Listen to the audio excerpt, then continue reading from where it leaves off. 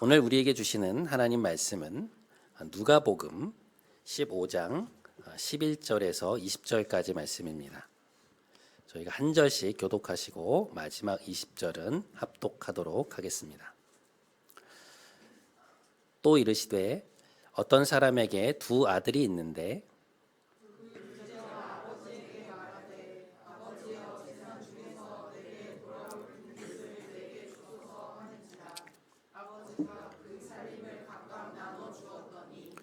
그 후 며칠이 안 되어 둘째 아들이 재물을 다 모아가지고 먼 나라에 가 거기서 허랑방탕하여 그 재산을 낭비하더니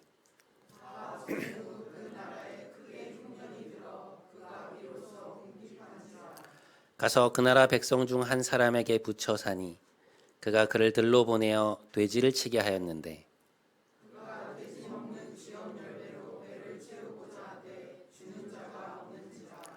이에 스스로 돌이켜 이르되 내 아버지에게는 양식이 풍족한 품꾼이 얼마나 많은가. 나는 여기서 줄여 죽는구나.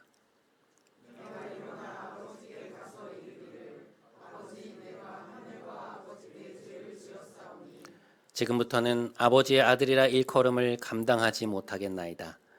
나를 품꾼의 하나로 보소서 하리라 하고 함께 이에 일어나서 아버지께로 돌아가니라. 아직도 거리가 먼데 아버지가 그를 보고 측은히 여겨 달려가 목을 안고 입을 맞추니. 아멘. 이것은 하나님의 말씀입니다.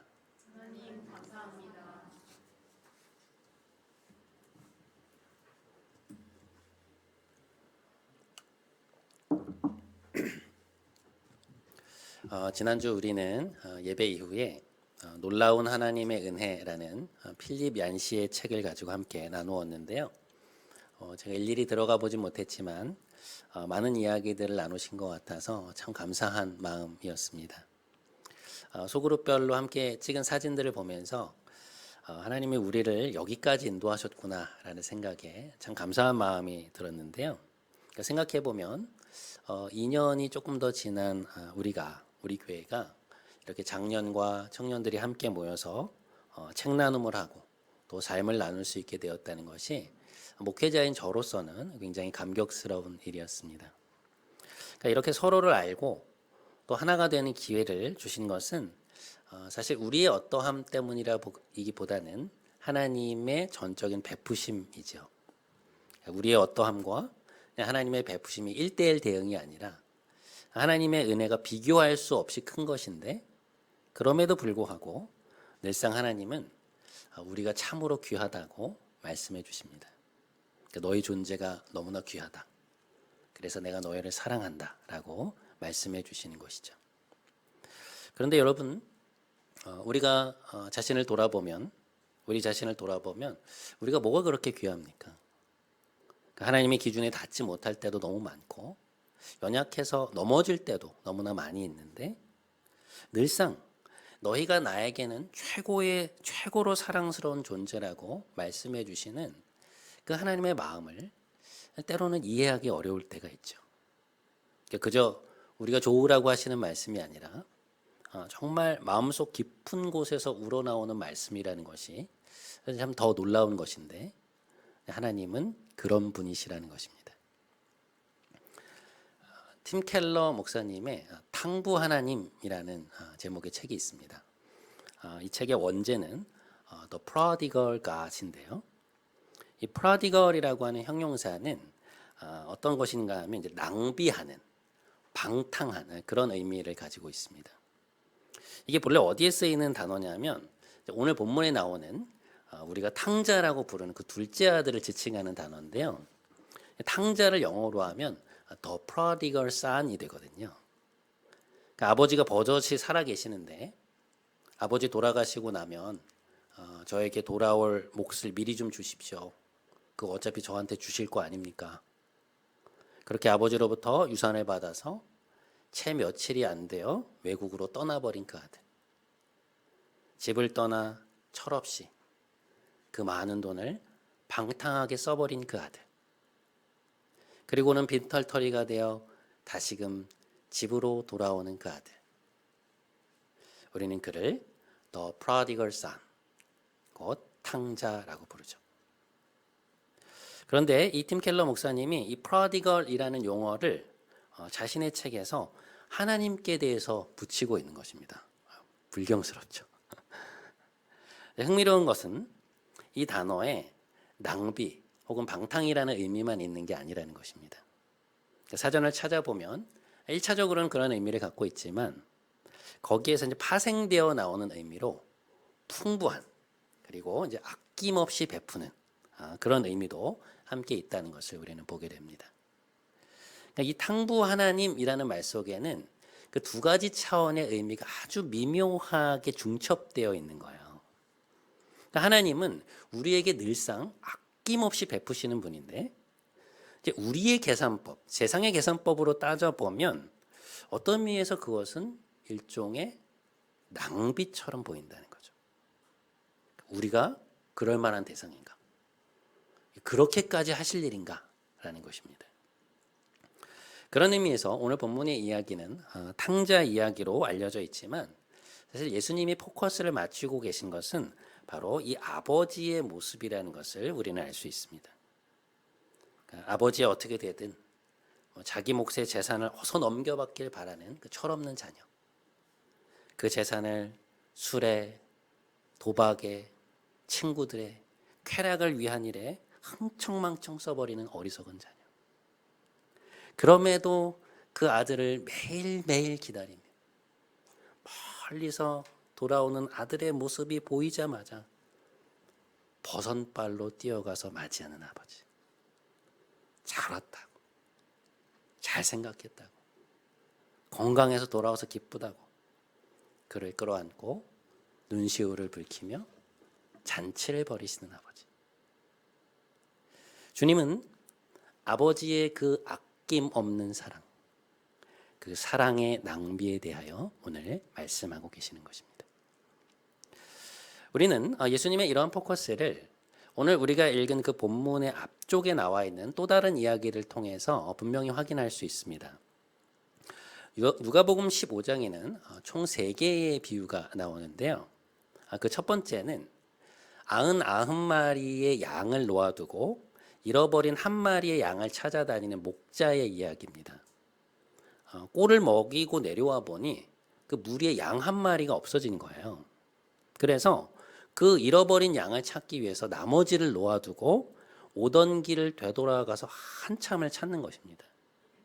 그리고는 고생 끝에 그 양을 찾아서 어깨에 메고 큰 기쁨으로 돌아와서 친구들을 불러서 잔치를 벌인다는 것이죠. 여러분, 이 목자의 행동이 이해가 되시나요?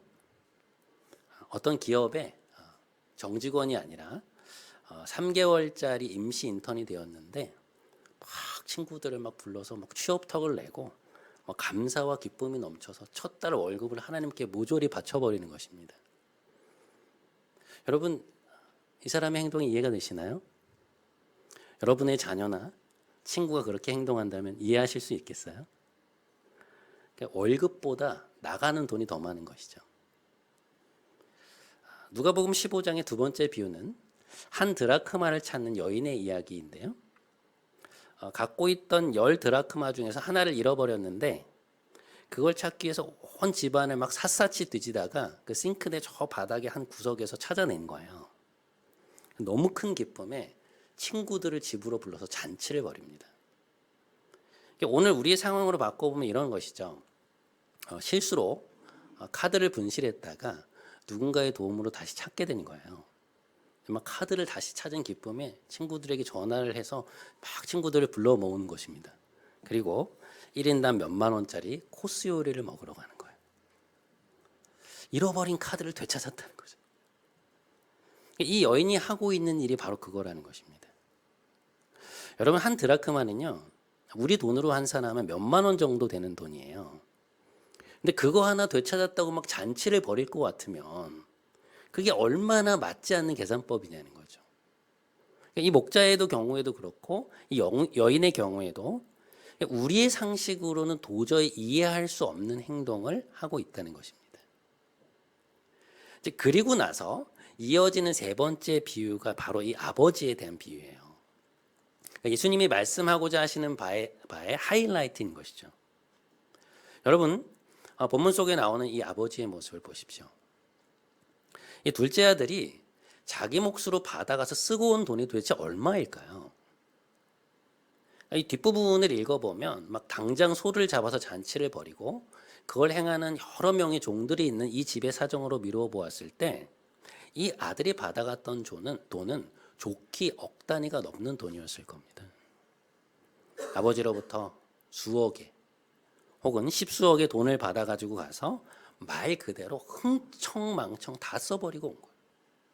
정말 하나도 남김없이 다 쓰고 온 것입니다. 그리고는 수중에 돈이 없으니 고생하다가 결국 갈 데가 없어서 돌아온 것이죠.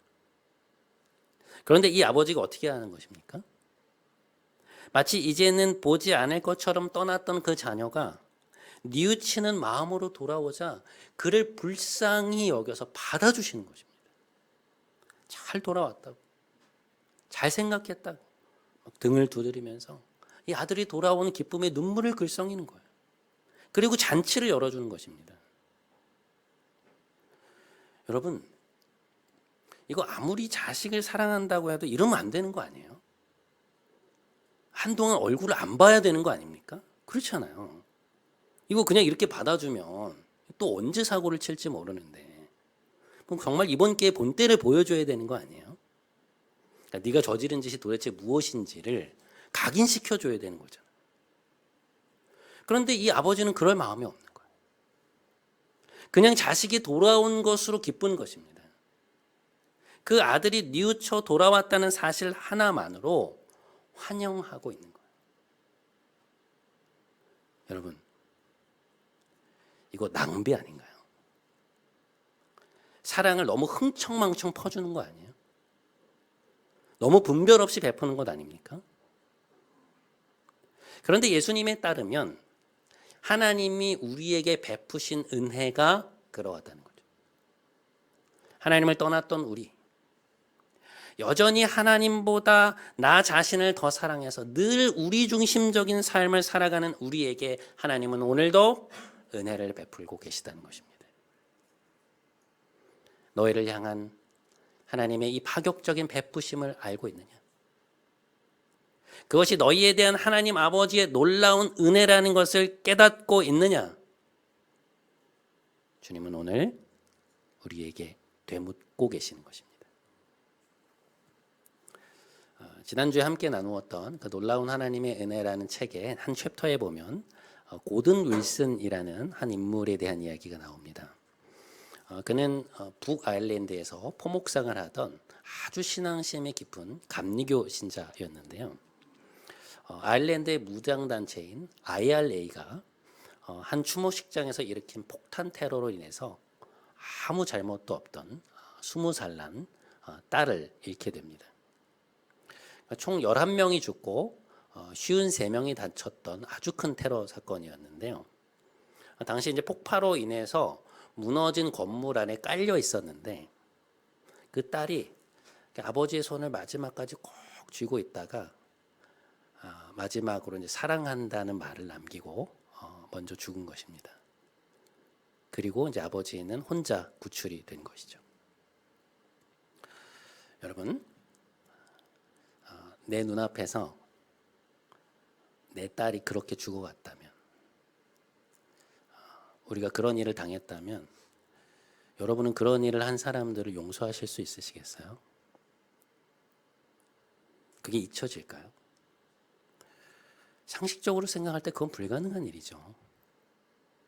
아마 가눌 수 없는 분노와 고통으로 괴로워할 겁니다. 그런데 놀랍게도 이 고든 윌슨이라는 인물은 그 병원 침대에서 진행된 언론과의 인터뷰에서 딸을 잃었지만 원한은 없습니다. 그들을 욕한다고 해서 마리가 되살아날 수 있는 것도 아니기에 나는 오늘 밤도 그리고 내일도 하나님께 그들을 용서해 달라고 기도할 것입니다.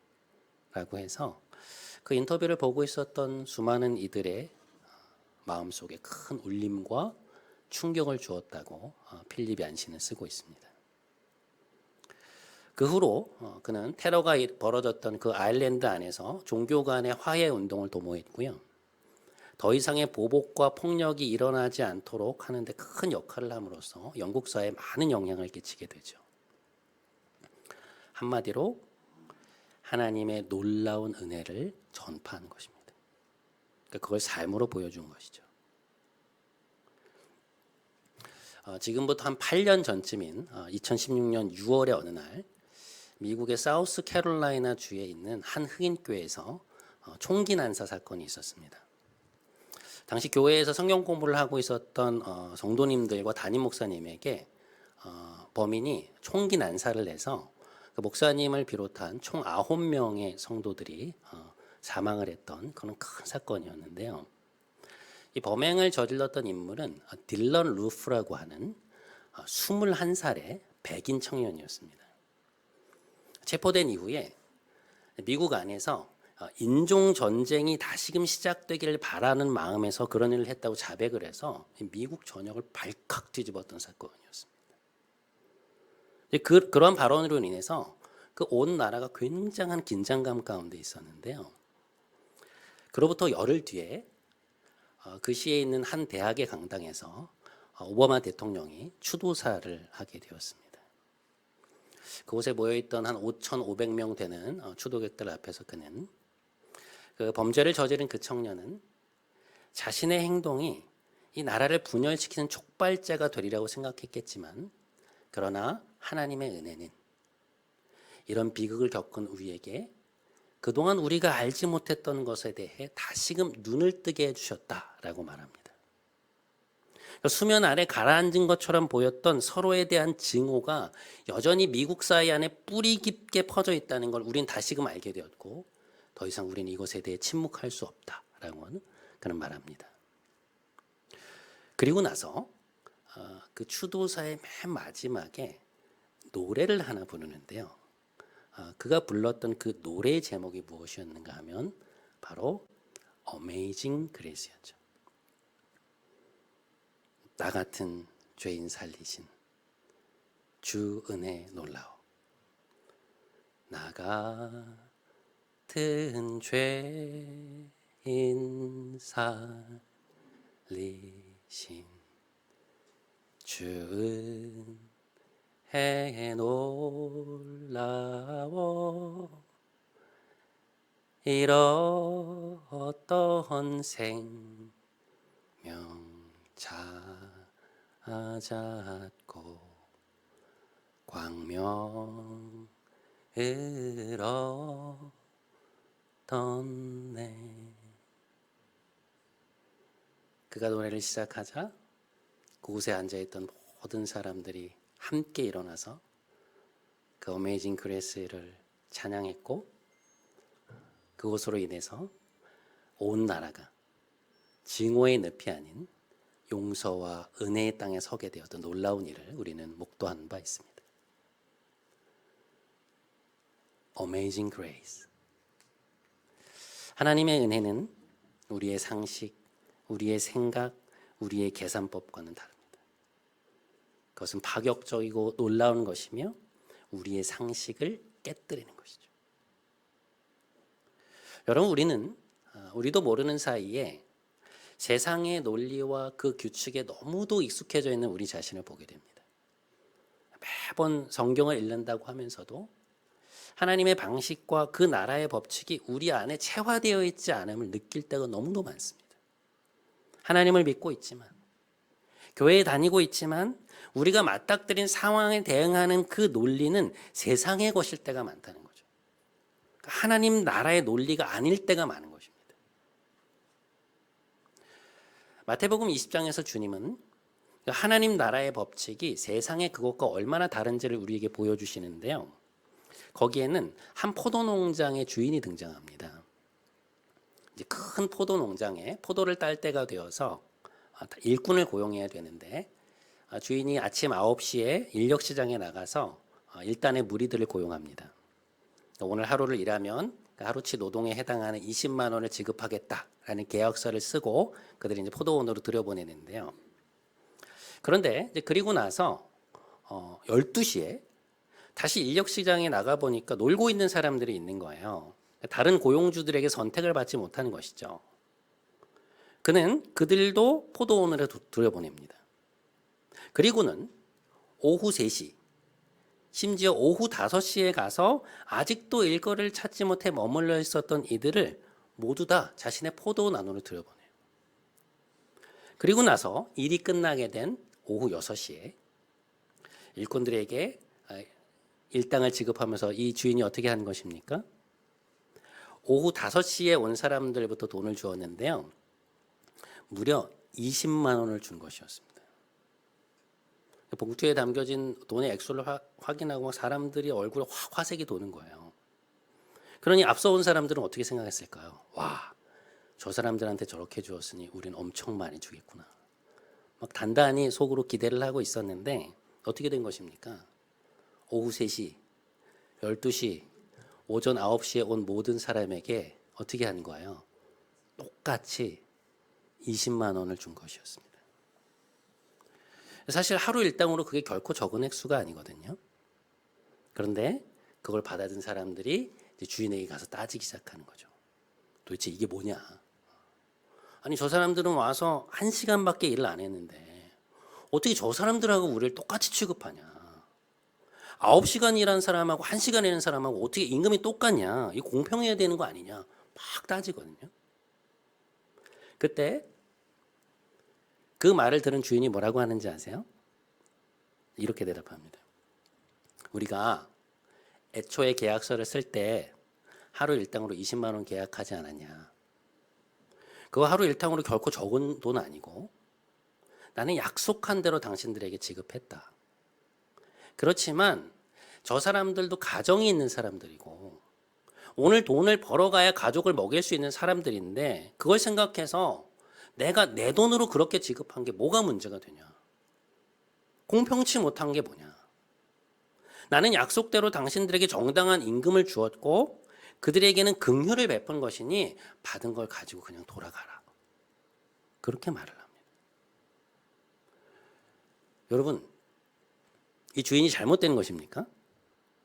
다른 고용주에게 선택을 받지 못해서 집으로는 다시 돌아가지 못하고 혹시나 해서 그곳에 머물러 있던 사람들을 긍휼의 마음으로 고용해서 그들이 했던 노동의 양보다 더 많은 돈을 지급한 게 잘못된 것인가요? 공평과 정의에 어긋난 일입니까? 그렇지 않죠.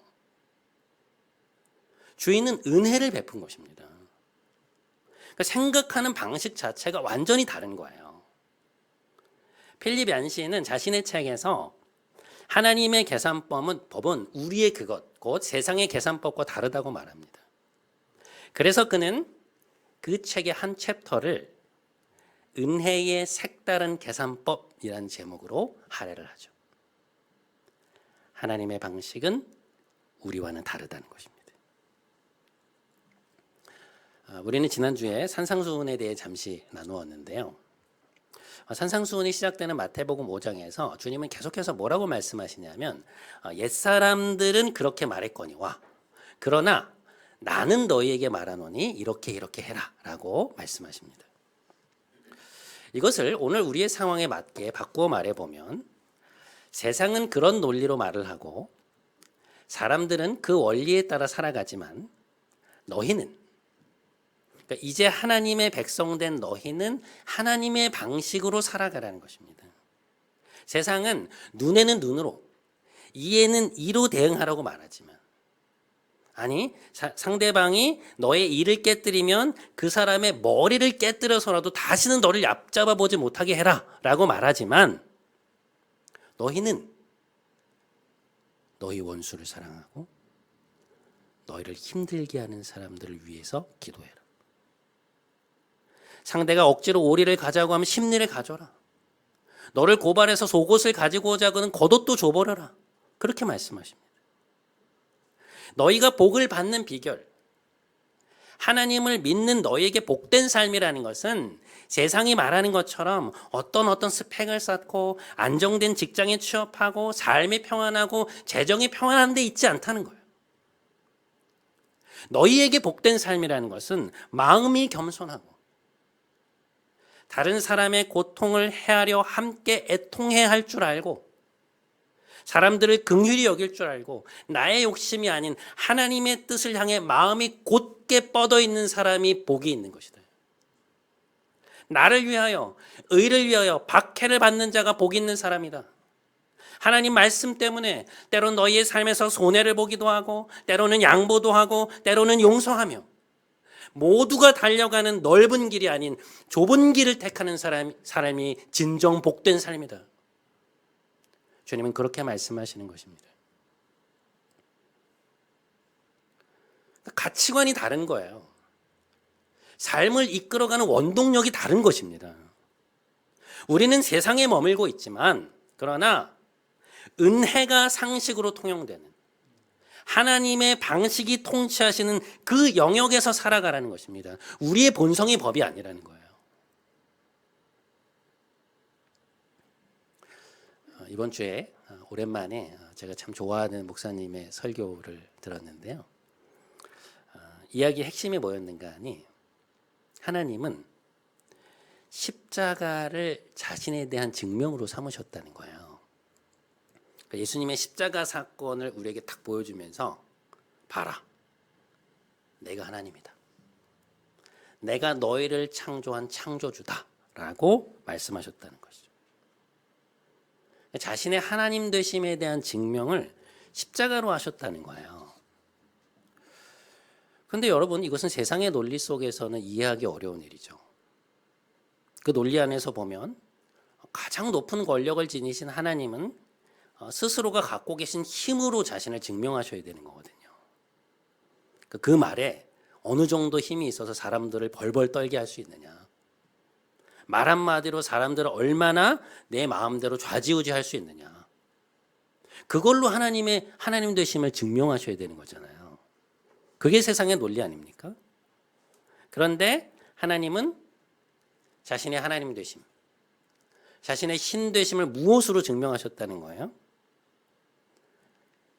인간의 몸을 입고 세상에 오심으로, 우리를 위해 자신의 목숨을 내어주심으로, 하나밖에 없는 아들을 내어주심으로 자신의 하나님 되심을 증명하셨다는 것이죠. 여러분, 이게 얼마나 상식에서 어긋난 행동입니까? 이게 얼마나 큰 낭비예요. 아니, 우리를 구원하시기 위해서 하나님이 직접 오시다니요. 그러니까 인간의 몸을 입고 오신 것도 모자라서 자신의 목숨을 내어주시다니요. 이게 도대체 무슨 낭비입니까? 그렇게까지 하셔야 되는 거예요? 우리가 그럴 만한 존재입니까? 그러니까 하나님이 그렇게까지 하실 정도로 우리가 하나님께 잘했습니까? 그러니까 이게 얼마나 우리의 상식에 어긋나는 일이냐는 거예요. 우리가 생각하는 신의 모습, 신의 모습과 하나님이 보여주신 모습이 얼마나 다르냐는 것입니다. 가장 강력한 권위와 힘을 갖고 계심에도 우리를 위해 약해지신 분, 우리를 위해 가난해지신 분, 우리를 위해 낮아지신 분, 우리를 섬기기 위해 자신의 생명을 내어주신 분, 우리가 가여워서 어쩔 줄 모르시는 분, 그분이 바로 우리의 하나님이시라는 것입니다. 그것이 바로 하나님이 우리에게 베푸신 은혜라는 거예요. 요한복음 12장에 보면 마리아라고 불리는 한 여인이 잔치석상에서 아주 비싼 그 외국산 향유를 예수님의 발에 부어버리는 사건이 나옵니다. 그러니까 예수님이 오셔서 잔치가 벌어졌는데 그 중간에 이제 마리아가 예수님께 가까이 오더니 그동안 이렇게 공들여 모아왔던 순수한 나드 한 근을 다른 데도 아니고 예수님의 발에 그냥 다 부어버린 거예요. 이 몇 천만 원의 값어치를 가진 향유를 예수님께 부어버림으로써 그녀는 사람들의 공분을 사게 되죠. 도대체 뭐 하는 짓이냐. 아니, 왜 그 비싼 걸 그렇게 낭비하냐. 도대체 그게 그렇게까지 할 일이냐. 그런 분위기가 형성이 된 거예요. 충분히 이해가 되는 장면이죠. 당시 여성들이 쓰던 이 외국산 향유는요, 한 번에 모을 수 있는 게 아니고요. 워낙 값이 비쌌기 때문에 그 여성들이 조금씩 사서 모았다 그래요. 그러니까 이제 그걸 수년간 모아서 결혼 지참금으로 썼다고 합니다. 그러니까 일종의 저축을 한 것이죠. 그러니 그런 배경을 생각해 보면 그냥 조금만 부어도 되는 거잖아요. 그냥 살짝 덜어서 예수님 발에 발라드리면 되는 거 아닙니까? 그건 이해가 되잖아요. 아, 충분히 그럴 수 있겠다. 예수님 사랑하면 그 정도 아깝지 않지. 그럴 수 있는데 마리아는 무려 0.5리터에 해당하는 향유를 예수님의 발에 한 번에 부어버린 것입니다. 깜짝 놀랄 만한 일을 한 거죠. 엄청난 낭비를 한 거예요. 근데 여러분, 예수님이 어떻게 하시는지 아세요? 그 행동을 기쁘게 받으십니다. 칭찬하세요. 여러분, 주님은요, 그녀가 받은 은혜의 가치를 알고 계시는 거예요. 누가복음 8장의 설명에 따르면 마리아는 예수님을 만나기 전에 7 귀신에 들려있는 상황이었거든요. 삶이 굉장히 비참했을 거예요. 아마 죽고 싶었을 겁니다. 그러다가 예수님을 만나서 기적적으로 치유를 받게 되죠. 그러니 그런 비참한 인생 속에 갇혀있던 자신을 구해주신 그 은혜에 비하면 자기가 드린 것은 아무것도 아니라고 생각했을 거예요. 그러니까 더 드릴 수 있었다면 기꺼이 더 드렸을 겁니다. 무엇인가요? 자신이 하나님께 받은 은혜의 가치를 알고 있는 것이죠. 그게 얼마나 큰 가치를 지닌 것인지를 그녀는 깨닫고 있었던 것입니다. 사랑하는 여러분, 하나님이 여러분의 삶 속에 베푸신 그 은혜의 가치를 아는 분들이 되시기 바랍니다. 우리에게 베푸신 그 은혜가 얼마나 놀라운 것인가. 그것이 왜 Amazing Grace인가. 그것을 깨달을 때 우리는 이 은혜 없는 세상을 향하여 하나님의 놀라운 은혜를 선포할 수 있게 되고 그것을 전할 수 있게 될 것입니다. 그러한 여러분 모두가 되시기를 주님의 이름으로 간절히 축원드립니다.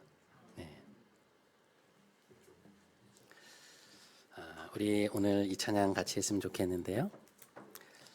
나 같은 죄인 살리신 주 은혜 놀라워. 잃었던 생명 찾았고 광명을 얻었네. 우리 함께 찬양하면서 우리에게 주신 은혜를 좀 다시금 깊이 생각해보는 그런 시간 되기 바랍니다.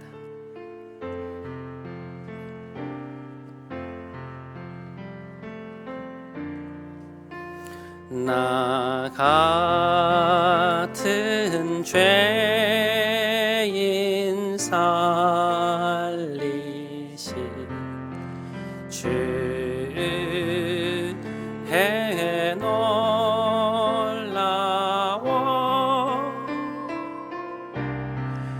잃었던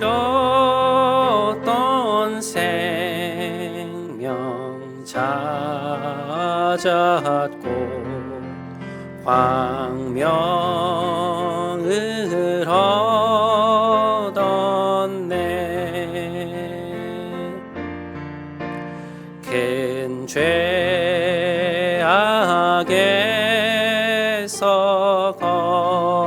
건지신 주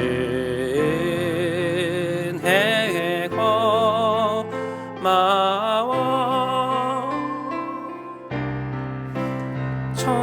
처음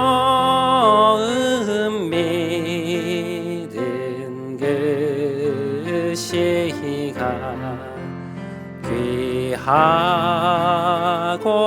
귀하다.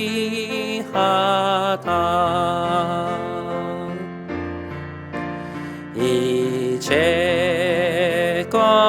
내가 산 것도 주님의 은혜라.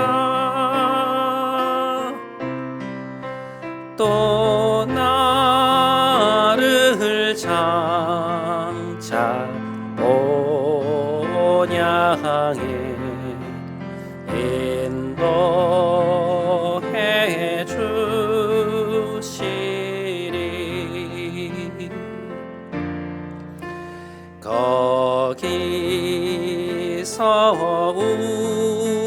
우리 영원히 주님의 은혜로 해처럼 밝게 살면서 주 찬양하리라.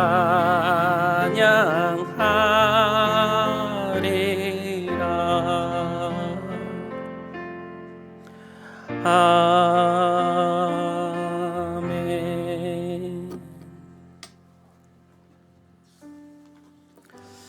사랑하는 여러분, 오늘 예수님이 말씀하신 그 이야기에 나오는 아버지를 한번 생각해 보십시오. 그는 떠나갔던 아들을 기쁨으로 맞이하고 있습니다. 아들의 등을 두드리며 눈물을 글썽이며 그를 환대하고 있습니다. 잘 왔다. 잘 생각했다. 돌아와서 기쁘다. 여러분, 도대체 무엇일까요? 그러니까 이 아버지가 그 자녀를 향해 베푼 이 행동은 도대체 무엇이겠습니까? 이게 은혜라는 말 외에 달리 설명할 수 있는 말이 있을까요? 그런데 예수님에 따르면 하나님이 우리에게 베푸신 은혜가 바로 그러하다는 것입니다. 우리 함께 기도했으면 좋겠습니다. 하나님 아버지, 아버지께서 우리를 대하신 그 방식을, 그 환대를, 그 사랑을 깨닫게 해주십시오. 우리가 받은 그 은혜가 얼마나 파격적이고 얼마나 놀라운 것인지 우리로 알게 해주십시오. 탕부 하나님의 베푸심을 충분히 깨닫게 하여 주옵소서. 우리 이 기도 제목 가지고 하나님 앞에 좀 나아가는 시간 갖도록 하겠습니다. 함께 기도하겠습니다. 사랑의 하나님, 감사합니다. 오늘 우리에게 말씀하여 주시고 하나님의 은혜에 대해서 깨닫게 해주신 은혜에 대해 감사합니다. 하나님 우리에게 베푸신 은혜가 너무나 크고 너무나 많고 또 우리에게 주신 것들이 너무 많이 있는데 우리는 항상 늘 부족하다. 이거 안 주지 않으셔. 저거 안 주지 않으셔. 여전히 목마르고 여전히 배고프고 여전히 편안치 않다고 늘 우리 아버지께 말씀드리는 우리의 삶이 참 얼마나 은혜에서 멀어진 삶인지 아버지 우리를 불쌍히 여겨 주옵소서. 아버지 저를 불쌍히 여겨주시고 우리 성도들 긍휼히 여겨주시고 우리를 정말 불쌍히 여겨주시고 아버지께서 우리에게 베푸신 그 은혜를 놀랍게 깨달을 수 있도록 이제 불평 좀 그만하고 주신 것이 너무 감사하다. 너무 감사하다. 고백하며 살아갈 수 있는 우리 모두가 되게 하여 주옵소서. 사랑하는 여러분, 요즘 여러분의 마음은 어떠신가요? 하나님이 여러분에게 베푸신 그 은혜들을 느끼며 또 누리고 계신가요? 혹시 마음이 냉랭해져 있거나 하나님 주신 은혜에 대해 무뎌져 계신 것은 아닌지요? 뭘 주셨지? 난 아직도 이것도 부족하고 저것도 부족한데 혹시 그렇게 생각하고 계신 것은 아닌지요? 우리 시간 한 번만 더 함께 기도하기 원합니다. 하나님 아버지, 십자가에서 베푸신 그 은혜를 기억하기 원합니다. 우리 삶에 베푸신 수많은 것들을 제가 잊지 않기 원합니다. 은혜를 은혜로 알 줄 아는 지혜로운 마음을 이 시간 저에게 허락하여 주옵소서. 우리 기도 제목 가지고 한 번만 더 하나님 앞에 좀 나아가는 시간 갖도록 하겠습니다. 함께 기도하겠습니다. 아버지, 저에게 주신 것들이 너무 많은데 왜 이렇게 그 은혜에 감격하고 감사하는 것이 아니라 여전히 부족하다고 자꾸 말씀드리는지 모르겠습니다. 이렇게 여전히 은혜에 목마른 것이 아니라 제 욕심에 목마르고 제 욕구에 목마르고 성공에 목마르고 풍족함에 목마른지 모르겠습니다. 내게 준 은혜가 너에게 족하다고 말씀하신 아버지의 말씀 앞에 그 말씀을 저의 것으로 받지 못하고 왜 이렇게 여전히 부족하다고, 왜 이렇게 여전히 하나님의 은혜가 더 필요하다고 말씀드리는지 모르겠습니다. 아버지, 저를 긍휼히 여겨 주옵소서. 저희를 긍휼히 여겨 주옵소서. 먼저 목사된 제가 정말 하나님 앞에 회개하고 저를 불쌍히 여겨 주옵소서. 저를 긍휼히 여겨 주옵소서. 저의 심령이 먼저 은혜로 가득 차게 해주소서.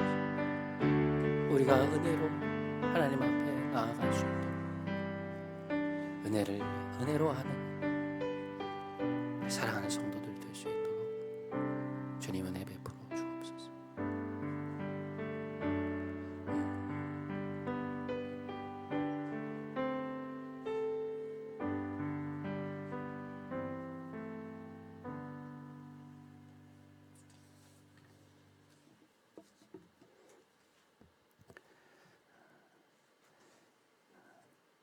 자비하신 아버지,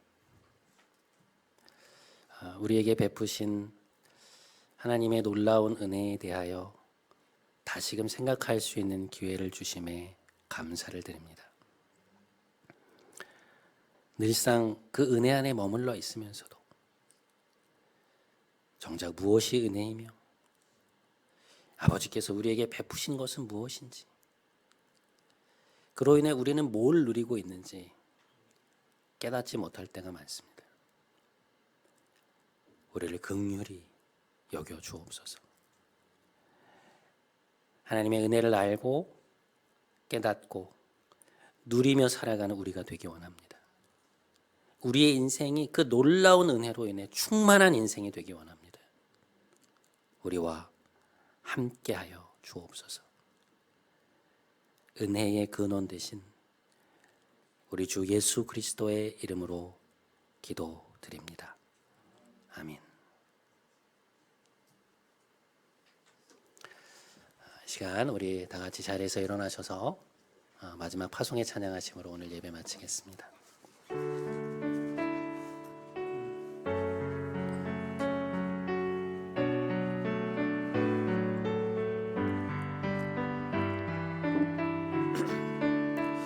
우리는 주의 백성입니다.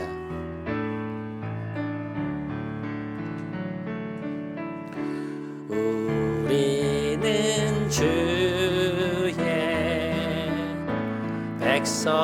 백성이오니 주의 그 큰 이름, 주의 그 큰 이름 선포합니다.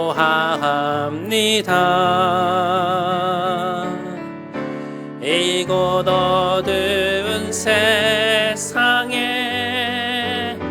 빛으로 부르셨네. 주의 얼굴 구할 때 역사하소서. 교회를 세우시고 교회를 세우시고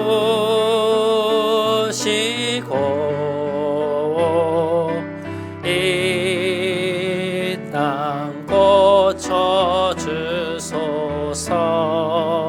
주님 나라 임하시고 주님 나라 임하시고 주 뜻 이루어지이다.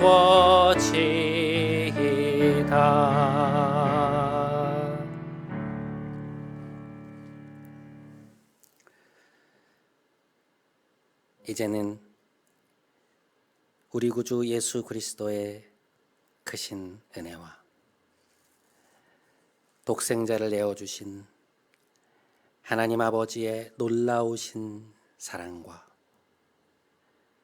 보혜사 성령님의 감동, 감화, 그리고 깨닫게 하심이 우리에게 베푸신 하나님의 은혜 앞에 놀라며 감격하며 기뻐하며 평생 그 은혜만을 붙들고 살아가기로 굳건히 다짐하며 다시금 삶의 자리로 돌아가는 사랑하는 모든 성도들의 머리 위에 이들의 일터, 가정, 사랑하는 부모님과 자녀들 위에 이들의 진로와 만남의 축복 위에 이제부터 영원토록 함께 하시기를 간절히 축원하옵나이다.